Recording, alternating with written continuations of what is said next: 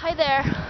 I am here in a very exciting place. This is the little town of Bethlehem on the other side of the Green Line, which separates Israel proper, from the land that is known as the Palestinian territories.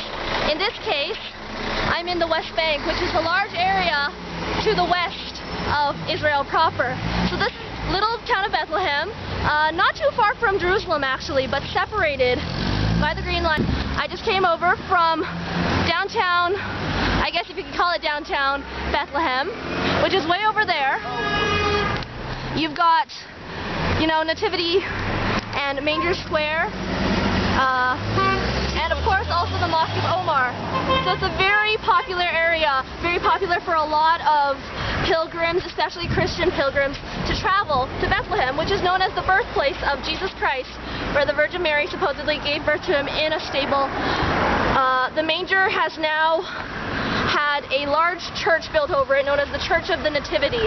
Beautiful little church. The entire Manger Square, it's so pretty, and the people here are actually very friendly. A lot of media attention focuses on the riots and the violence and whatnot, but in some ways that's not at all true. The people here are very peaceful as far as I can see. Of course, I've only been here for a day, but I don't necessarily think that the media has done it very much justice. Now, if we walk a little bit further, this is a little bit north of Bethlehem, and you've got the wall. This is the wall, of course, that separates Israel proper from the West Bank.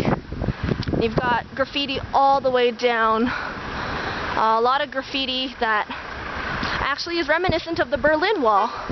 If you look, some things they say, burn the wall, tear down the wall. And in particular, you've even got this bit. If you look, it says Berlin 89. Palestine's next. We'll see. A lot of other graffiti. 1 Corinthians 13, let us love. It's really very hopeful. A lot of Palestinians are hoping to have this wall torn down so that they can cross over to Israel proper for various political reasons, but essentially they're calling for what they see as their freedom. Now, I think this is so interesting to see. I'm so fascinated by this whole area. In particular, I think the most interesting, cars, is this huge mural. I think it's magnificent. It is reminiscent of Lady Liberty leading the people, which was originally painted French Revolution. I've seen a lot of different versions of it for various types of revolutions and freedoms. And obviously this one depicts Palestinian revolution for freedom. And you've got, the scarf that is somewhat representative of Palestine.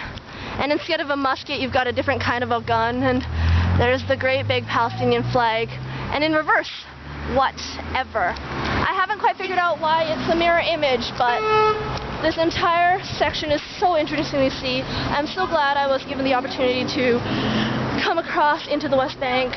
Not a lot of Israelis are able to come over here, and I find it kind of sad that they can't see such a wonderfully historic part of the world.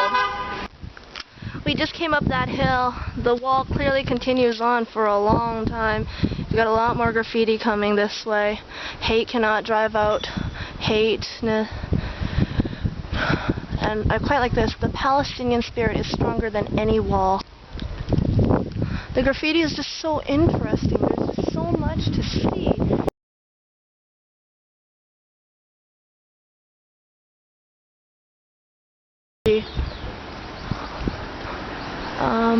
And there's this very famous Banksy. You see the little girl with the balloons. And you've got words in a lot of other languages too. Here you've got, I actually can't identify that. I think that's something Eastern European. Obama, where are you? Beautiful resistance. Give me freedom or give me death.